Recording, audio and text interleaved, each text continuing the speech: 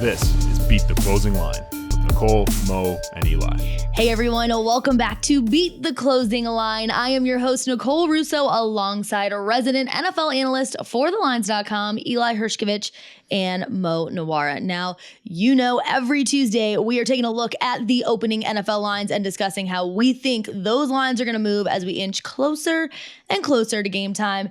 As always, if you want to bet on any of the games that we talk about in today's video, then make sure to take a look at the bottom right-hand corner of your screen, because that's where we have all of our best sportsbook sign-up offers. And make sure that you are giving this video a thumbs up, subscribing, and ringing the bell so you know every time we release a new video. And if you are listening to us on Apple Podcasts, leave a 5-star review and a comment for your chance to win an Amazon gift card. All right, now let's get into the football. You guys are 10-4 with your picks against the spread on this podcast so far. So before we get into the NFL Week 4 wagers, let's recap how you guys did in NFL Week 3. Eli, go ahead and get us started. Yeah, it went 3-3 overall. Colts +7 hit. I know Mo has some takes on that game. Maybe it shouldn't have come through. Chiefs special teams and Andy Reid not going for it on fourth down, kicking the field goal in the third quarter probably cost Kansas City backers a cover, but Colts +7 came through. Commanders +6.5. Carson Wentz and Washington did not. They got blown out by the Philadelphia Eagles at home, so that bet was pretty gross overall. Bucks money line did not hit. I bet Bucks live +8. Luckily, that came through on the last drive for Tampa Bay's offense. Didn't get the 2-point conversion, but at least the +8 covered. Broncos +2 came through in the final minutes, in the final 6 minutes of that game in the fourth quarter on Sunday Night Football. Gross game overall, too. And then Giants -1. I know Mo was on the other side of me there. He bet the Cowboys earlier in the week. New York lost their first game of the season and obviously didn't cover that number. So 3-3 overall, not a bad week, but want to bounce back in week 4. Mo, what about your NFL week picks, but NFL week 3 picks? But can I just say, like, can we all agree here that we've wasted like way too many hours of our life with Sunday Night Football and Monday Night Football? Those games were absolute garbage. Yeah. Sunday Night Football was Russell Wilson and Jimmy Garoppolo. Like, you could make the case it was Mitch Trubisky facing Blake Bortles on Sunday night. That was disgusting, Mo. I know you were higher on the Niners last week than Denver, and I know the 49ers outgained the Broncos in yards per play, but it was a brutal game to watch on both sides offensively. Yeah, I had Denver in a teaser actually, so good result for me. And we took Denver in the contest for Gridiron Gamble, so good week, actually, for me. Super week. Much better than Eli. I was on the other side of him for Packers and Giants games, so I hit both of those. I think my only ugly loser was Jets. Everything else came through. I had Ravens, Panthers. I was with him on Washington, though, actually, but I never posted a number on that, but I did lose Washington and won Tennessee as well. It was a good week for me for sure. So, yeah, no complaints for sure this week. Hey, I guess it doesn't matter how ugly the football game is, as long as you are winning your bets. It's a great football game in your book. All right, let's take it into NFL Week 4. We're going to start off with the Vikings and the Saints. Now, the Saints have opened as a early home underdog as they are traveling across the pond for their game against the Vikings in London this week. Now, we've talked about the Saints struggling ever since it came out that Jameis Winston is playing through a back injury, but it sounds like Coach Dennis Allen is not considering, as of right now, putting in veteran quarterback Andy Dalton. Eli, how much has this Winston injury impacted your call to take the Vikings -2.5 here? Yeah, so this line opened at Minnesota -1.5, and that was the look-ahead line coming into Sunday, and it got bet up pretty quickly, adjusted along with the betting market coming in. It's up to -3, which you could find that line over at TheLines.com. Pretty much 2.5s across the board. I think there's a juiced 2.5 points bet, but -110 both ways at every other sports book.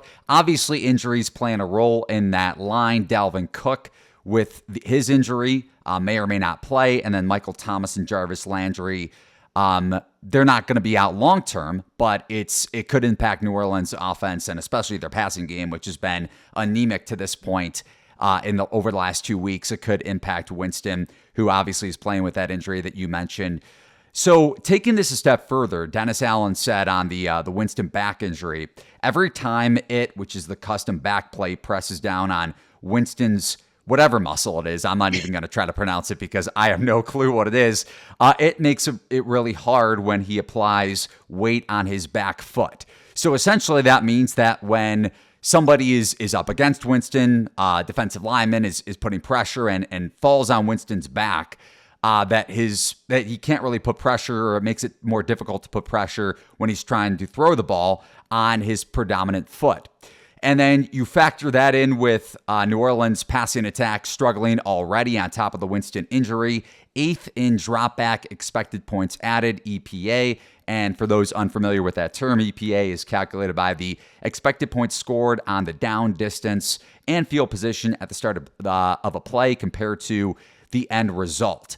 So you think about this Vikings secondary, and I know Mo mentioned this when I was talking about my Vikings future to win the NFC North coming into the season, that this Minnesota back seven, especially in the defensive backfield, there isn't much to ride home about besides Cameron Dantzler.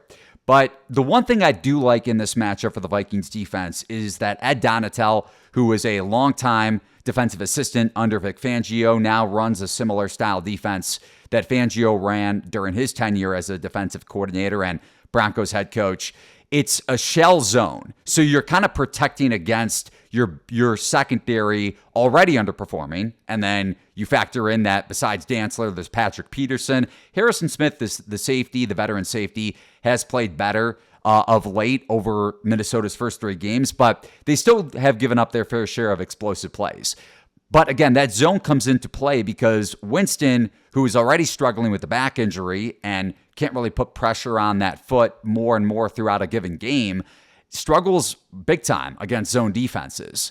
And you think about the way Minnesota wants to play this game. While they don't pressure a ton, again, it's meant to protect a weaker secondary. So I like Minnesota's defensive matchup against a New Orleans offense that's struggling, couple in with the injuries. And then Minnesota's passing attack has struggled to kind of get into a rhythm besides when they're playing up-tempo. I do think Kevin O'Connell is going to try to play more up-tempo in this game, especially against a New Orleans defense that, yes, they've only given up one big-time game against a passing attack, and that was surprisingly Marcus Mariota and the Falcons in Week 1. But besides Lattimore, who might shadow Justin Jefferson throughout this game, I do think there are some matchups that Cousins could take advantage of on the outside and in the slot with Thielen. So I get it. It's tough to back Kirk Cousins, and this is kind of like a primetime window just because even though it's going to be early in the morning, there are no other games going on when Kirk Cousins is playing. But I do think the market is still overvaluing New Orleans by a little bit, and the fact that you're getting this under the key number of 3, again, pretty much 2.5s consistently across the board. I backed Minnesota at -2.5, -107 when there was that available at PointsBet. I kind of like this one here as well. I mean, we have the Vikings averaging 20 points per game in comparison to the Saints 16. But again, for me, it's mostly just how much this Saints team is banged up. We know Winston keeps dismissing his injuries, but on top of that, you have Michael Thomas and Jarvis Landry, who exit the game with injuries last Sunday. And then adding in, I mean, I think you do have to factor in quite a brutal travel schedule. You have a shorter week with this insane flight time here that we are taking to London. I think it just makes things worse for this Saints team. So I like the Vikings here as well. Mo, what do you have on this one? I thought this number was pretty fair, but I have to agree. There's some situational stuff, like the travel thing is big. I think when you have this many guys banged up, absolutely no way I can bet on the Saints right now until I see something better from these guys, like healthy and playing well. I had the Panthers last week. Pretty fortunate win. I think the Saints deserved a better fate there. Outgained by a ton and just a defensive early touchdown. And I think that pretty much Panthers just played situational football after that. It wouldn't have worked out if they didn't get that free touchdown at the beginning, though. But yeah, with Michael Thomas, Jarvis Landry, Alvin Kamara, and Jameis Winston all banged up, I don't I think it's a good thing when a guy with a broken back has to take a flight across the ocean. Yeah. That doesn't sound like a great idea to me.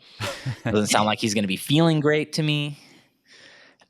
I agree that I don't know if this team can take advantage of this Vikings secondary where I do see vulnerability. So not a spot I'm looking to fire, but I would have to say if I was going to make a bet on this game, I might fire like Vikings alternate -6.5 or something. I could see them winning by 10 here against a busted up Saints team.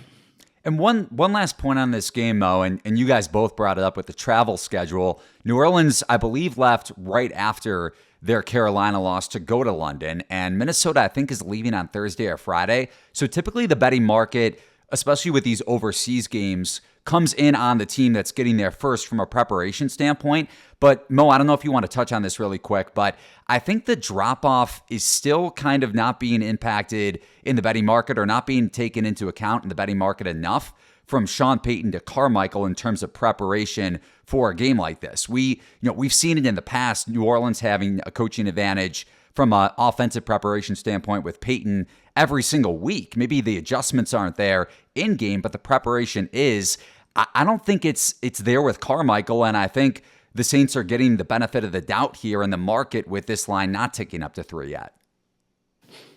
I would have to say, if you look at the way their offense has been playing, it's definitely been better in the second half of like every game, I think, so far. So I could see there being something to that just based on the fact that they just kind of seem to be in a rut early on. And then I think maybe the yards per play and the yardage stuff is kind of overstating, honestly, what their offense has produced, because a lot of it's came in second halves when they've been down. They were down in all 3 games. So I just don't know how much to like read into what they have produced. And yeah, I'm definitely worried about the Saints, man. I was high on the Saints coming in.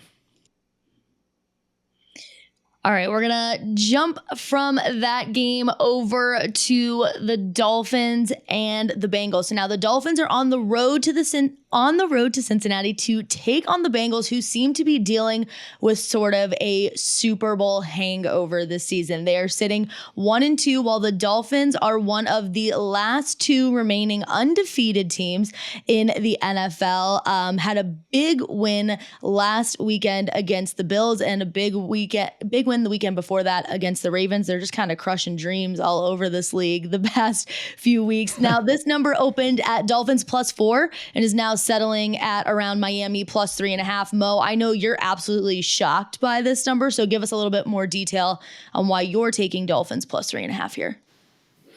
Yeah, so some of the like market opening books had a number below 3 here, and I think that's right based on the talent level of these teams. I'm very surprised to see, barring what happens with Tua, we'll get into that, but I'm very surprised to see the Dolphins as this big of underdogs. I think they've clearly been a better team than Cincinnati so far. I think too many people are getting caught up in, oh, well, the Bills should have won. They ran all these plays. They had all these yards, but they weren't efficient at all. They really weren't. And it's shocking to see from a team that was just absolutely trucking in the first 2 weeks, just as dominant as you can pretty much be in pro football against reasonable opposition. And the Dolphins did a very, very good job against them. The Bills struggled a ton. When they were moving the ball, it was 3rd and 5 every time, and they would maybe get a first down, maybe not. And it wasn't easy. Nothing was easy. It was never 2nd and 2 or 3rd and 1. It was always up in the air whether they were going to get a first down, I felt like. And I just don't usually feel that way with the Bills. I don't understand how the market can be saying Cincinnati is a better team. I know home teams have done well on Thursdays in the past because getting some of your prep time lopped off is more important for the road team because it's just a bigger percentage of the week compared to in a full week, if that makes any sense. And I think Miami has a big edge up front on the Bengals, man. PFF is very, very unimpressed with the Bengals O-line. They have them 26th in pass blocking. And my eyes tell me the same. Every time I watch them, I don't think they're doing a good job. I don't think Burrow's doing a good job. He's holding onto the ball too long. In the past, he's like taking too many sacks. I think maybe he's not taking enough sacks, because when I'm seeing him play. He's just kind of hurling the ball into harm's way when he's under pressure. And I think he could have had some more turnovers, honestly, even against the Jets. Market, I think, getting too caught up in the fact that they pounded the Jets, who are terrible. I don't know if the Bengals are a good team. I'm not believing in them right now. The problem is, if you jump in right now, you're definitely exposing yourself, which I'll be honest, I did. I grabbed some Dolphins, but you're definitely exposing yourself if Tua ends up not playing, which I think is a legitimate possibility. I kept my bet a little smaller than I wanted to, based on the fact that I do think this line is way too high. I don't know what we're going to get at quarterback here, potentially. So definitely a concern, but man, I think if the Dolphins have something close to their whole team, this line is too high. I know everyone's going to want to fade the team after a big win, but I don't here. And we talked about this, and I've talked to you about how the reason that this game scares me, and you've brought it up and you've alluded to it, is Tua, right? I mean, we saw him essentially go down, crack the back of his head on the ground, get up. We actually have a video of it here, so we'll go ahead and put it in for you to watch.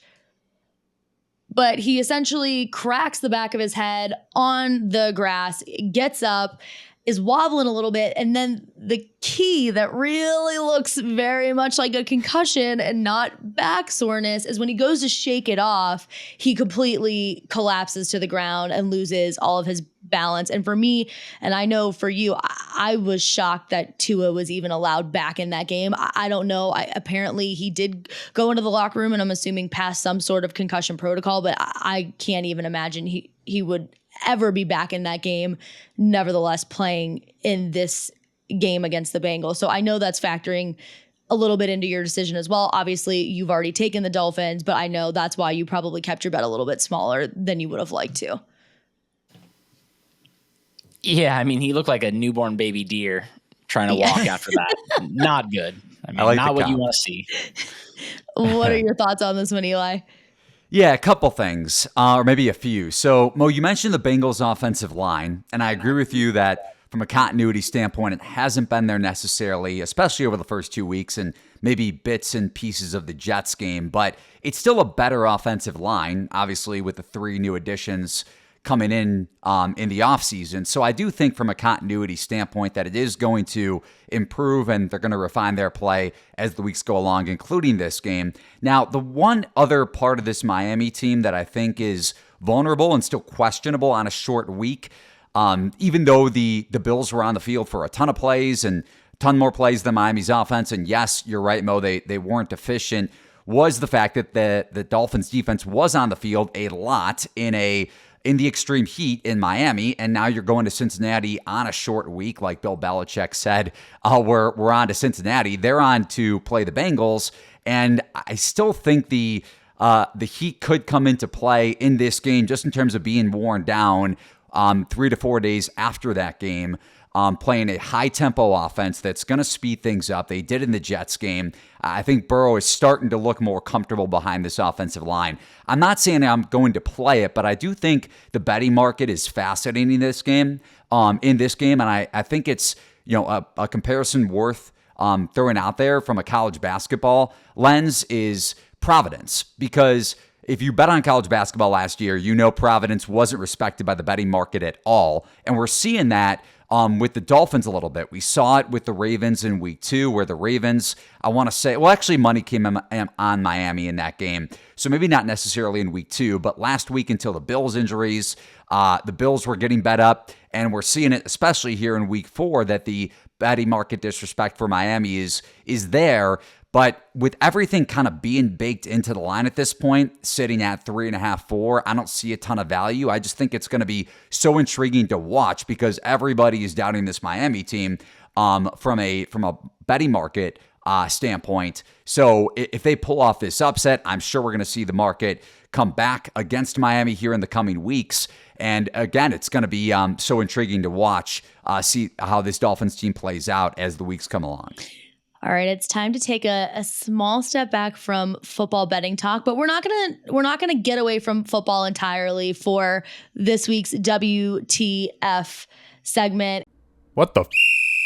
Eli, you posted on Twitter that you went to a wedding in an area that didn't look like it had satellite TV access or NFL Sunday ticket during NFL football season, which I do have to let you know is like considered a jailable offense in my household. So how are you feeling about having to step away from the TVs for a little bit and attend a wedding? I believe, was it Saturday or Sunday? It was Saturday. So the wedding was Saturday night. Okay.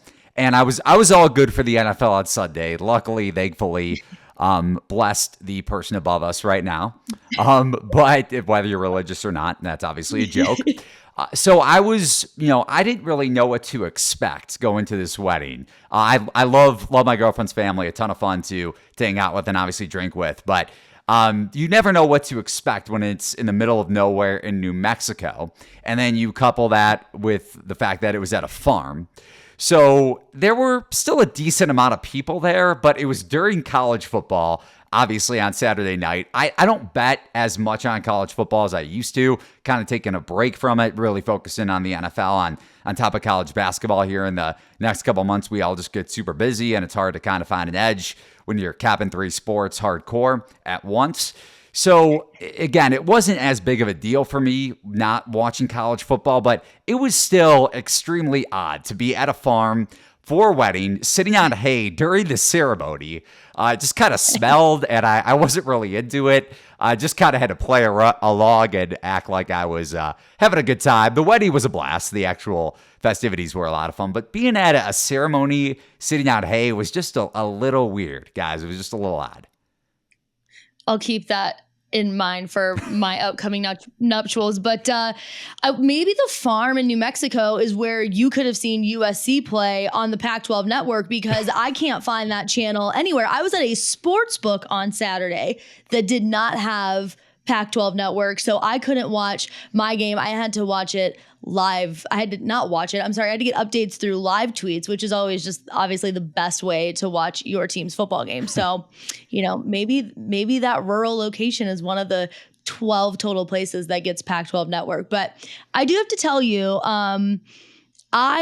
we have very strict wedding during football season rules in my household that I was made well aware of before I ever committed into this relationship. And that is, there are my significant other attends 0 weddings during football season unless I am in the bridal party.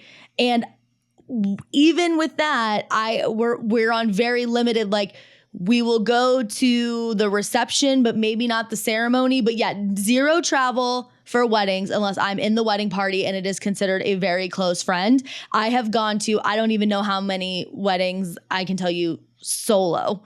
And I get people going, is this true? Like, you're attending, but your +1 isn't? And I'm like, it's a little embarrassing. But Mo, do you think we're insane, or do you have specific rules for weddings during NFL season?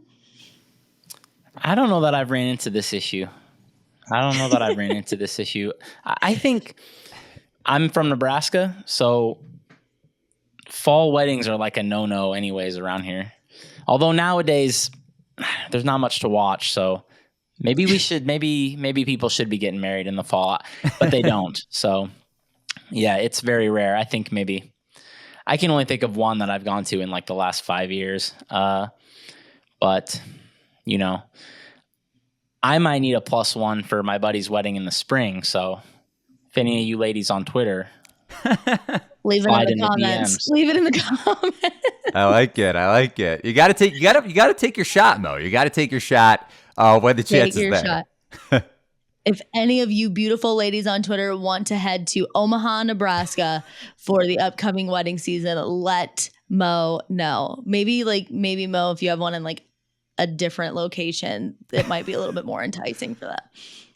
Nicole is speaking for every lady out there, or they could just move the venue to New Mexico and have it on a farm. I'm sure there are a lot of farms though in hay specifically. Right, hay during the ceremony itself. It was. I can't lie. It was a little bizarre, even though there were no animals, so it wasn't like a traditional farm. It was a little odd. It just added to the ambiance. But let us know if you guys have specific rule. Are we insane? Should I break up with my significant other for these crazy rules? Should Eli stop complaining about having to sit on hay for his rustic wedding that he went to this weekend? Let us know your thoughts. I mean, we know we're insane, so we would, welcome any comments. But all right, back to some football. Eli, back to you. Bills are on the road heading to Baltimore to face the 2-1 Ravens. Now, the Bills have suffered their first loss last week to Miami, but it looks like the string of injuries is finally catching up to this Bills team. The Ravens, on the other hand, are coming off of an impressive win over the Patriots. We touched on this, that after that week 2 loss to the Dolphins, they had to rebound, and they seem to do that in week 3.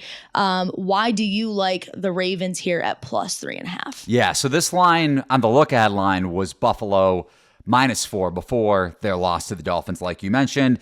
Market came in, or the adjustment / the betting market bumped this down to Ravens +3, so Bills being favored by a field goal on the road. Then the market, which is expected, came back in on Buffalo, the Super Bowl favorite, still the favorite to win it all in the 2022-2023 season.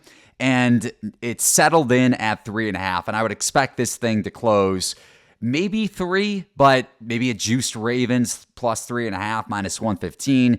I still think this number is still could very well close at 3.5 -110 both ways. But looking at how Lamar Jackson has performed over the first 3 weeks, like you mentioned, Nicole, too, that Jackson in this Ravens offense was exceptional, especially in the second half, and getting J.K. Dobbins certainly added to their explosiveness offensively, even though he was a little limited. But Lamar Jackson, over the first 3 weeks of the season, is number 1 in the NFL across all quarterbacks in big-time throw rate.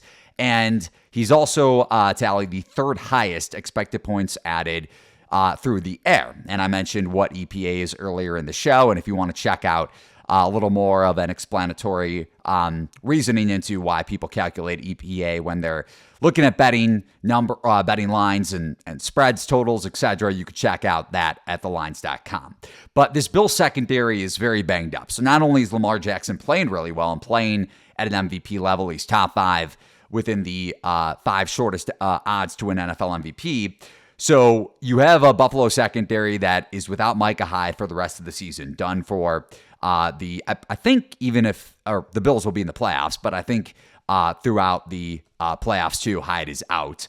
Poyer and Jackson, safety and a cornerback for Buffalo, are probably questionable. I would say on the wrong side of questionable, but I don't think they're going to be necessarily ruled out even when the Friday injury report comes along. And then obviously the Bills' number 1 cornerback, Tre'Davious White, is out for this game. He was placed on PUP at the beginning of the season, so that means he was out and will be out for this game, it being the 4th game of the Bills season.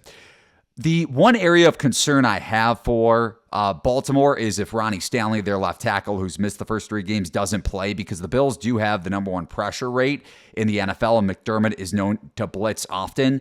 It's still a Baltimore offensive line that still has concerns, especially if their left tackle isn't in. But I think Lamar Jackson is able to take advantage of a banged-up Buffalo secondary with Bateman, with Mark Andrews over the middle. Also, Duvernay on the outside, who's taken a big step from an explosive standpoint and getting separation off the line of scrimmage. I've been really impressed with his physique and just, again, his ability to create space.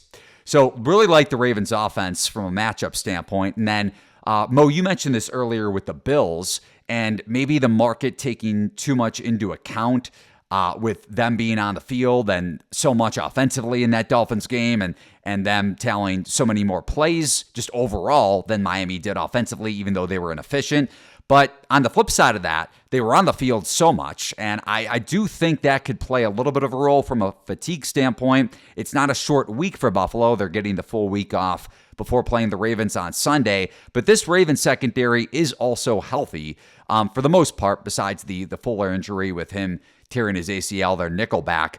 But Humphrey looked better from just a off the line of scrimmage standpoint and his ability to stay with New England's wide receivers. Now, obviously, Buffalo has a much more tenacious and imposing receiver group, but you have Humphrey and Peters looking healthier as the weeks go along here. So I don't think this is as bad of a matchup for Baltimore secondary as it might appear on paper. And when you look at the metrics and how Baltimore's secondary has gotten exposed over the first 3 weeks, even against New England in the first half and early on in the second half before Mac Jones decided to turn the ball over and obviously suffered the high ankle sprain. So I really like this matchup for Baltimore, especially over the key number of a field goal. I'll be taking the Ravens. I did take the Ravens at +3.5, -107 on PointsBet, and you can get the best of the number at TheLines.com looking at the latest odds. And then one last point I want to bring up in terms of Super Bowl futures.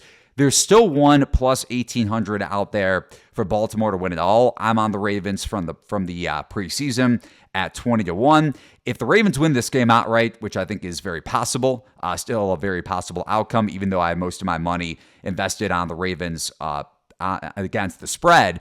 If Baltimore wins this game outright, that number is gone. +1,800 is gone. So if you want to back Baltimore to win it all, I would recommend doing so before this game kicks off. I'm with you on this one, mostly just because, and you've touched on it pretty well, but the Bills injuries, like you said, they were already out Micah Hyde, Jordan Poyer. The list keeps growing. They've added cornerback Christian Benford out with a broken hand. They're down 2 defensive linemen, potentially another wide receiver in Jake Kumaro.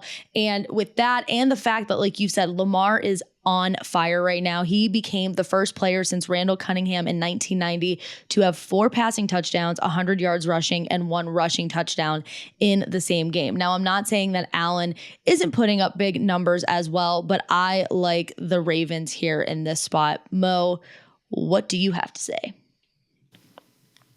Piling on for sure. Also a fan of the Ravens here. I don't think the Bills should be more than -3 here. I do have some concerns for sure. I'm really worried about this Baltimore secondary. I like them on paper. I just don't understand why they're not having more success. I mean, Mac Jones, 8.6 yards per drop back. That's not good. That's not what we want to see. The picks were good. I mean, the turnovers were ugly from the Mac Jones end. So I like that the Ravens are still making big plays, but just too many weeks in a row now, just allowing so many big plays. I'm a little worried about it, but on the other end of it, it's just, man, 2 rookie corners and 2 backup safeties. That's as worrisome as it gets in the secondary. I think the Ravens should have a ton of success moving the ball here. Because I do think this is going to be a high scoring game, I think I like Moneyline more than Ravens plus the points. I think reasonable chance, like you said, that they win this game.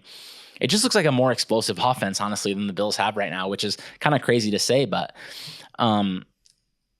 if you have corners that can match up, which I think the Ravens do, we saw what happened to the Bills against the Dolphins last week. When I was watching that game, basically every possession was just turning into dump-offs and short passes to Isaiah McKenzie.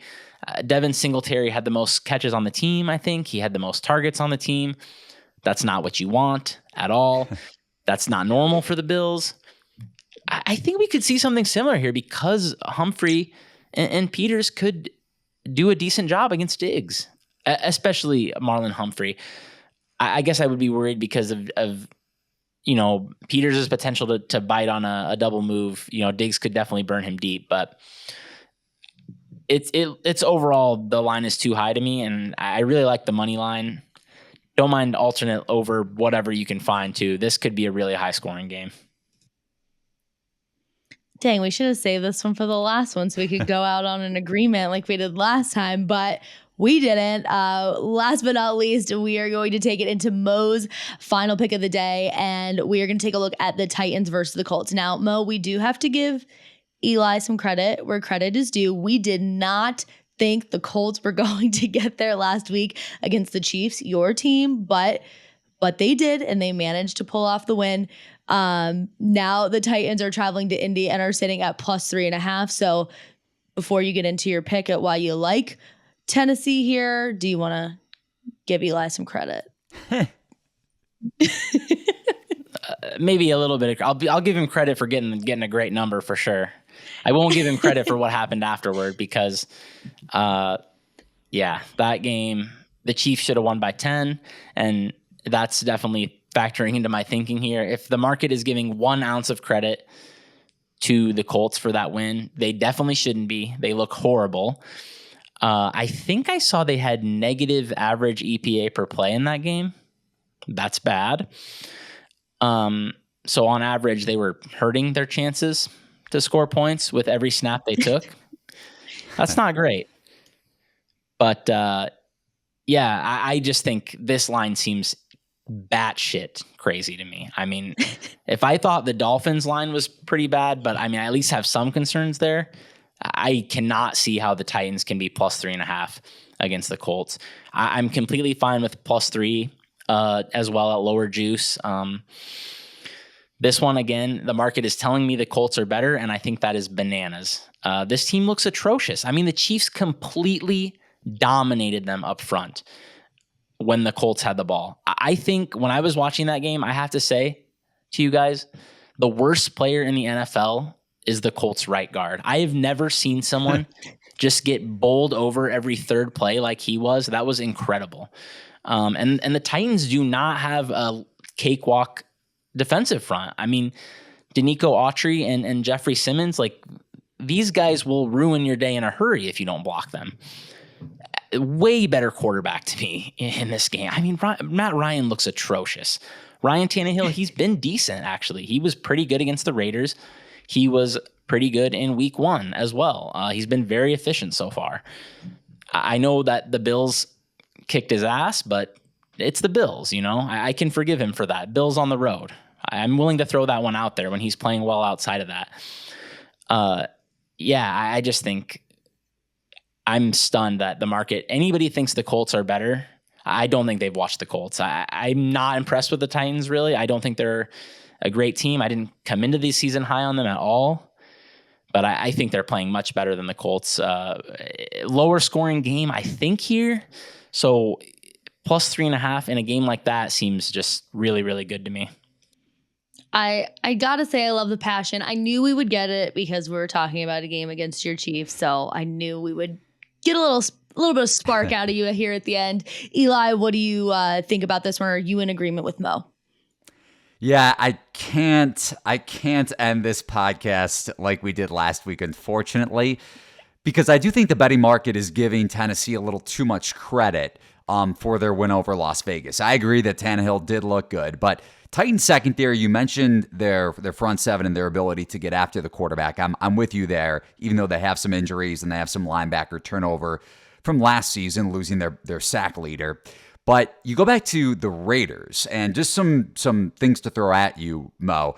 Going back to last season, just thinking about how the Raiders kind of overperformed and maybe the market giving the Raiders too much credit entering this season, and I still think that Broncos-Raiders line is, I'm probably not going to touch that overall, but Raiders being favored by almost a field goal at home, even in a must-win spot, seems a little off to me, despite the Broncos' issues offensively, and Russell Wilson definitely taking a step back at the quarterback position. But Raiders last year, 7-3 in one-score games, 4-0 in overtime. They benefited a lot from COVID in terms of facing backup quarterbacks. So going back to last week, even though the Raiders were favored on the road and Tennessee performed well, I still think overall it was just two bad football teams. And I know you don't like Indianapolis, but from a power rating standpoint, I still have the Colts rated higher than Tennessee. If you want to bet this down, or if the market is gonna push this down to 3 minus 110, I might come in on Indianapolis. I do think Ryan could take advantage of a pretty weak Titan secondary. So Mo and I might be against each other yet again after Monday Night Football. But to give him credit, he did win that battle. So maybe he'll take me out if I do end up on Indianapolis. Here I thought maybe we would end with a nice kumbaya moment once again, and you had to go and ruin it. No, I'm just kidding. As always, thank you for tuning in every week for Beat the Closing Line. Eli and I will be back on Thursday with a special guest podcast. As always, if you want to bet any of the games that you have heard, go over to TheLines.com. We have all the latest odds and all of the best operator promos.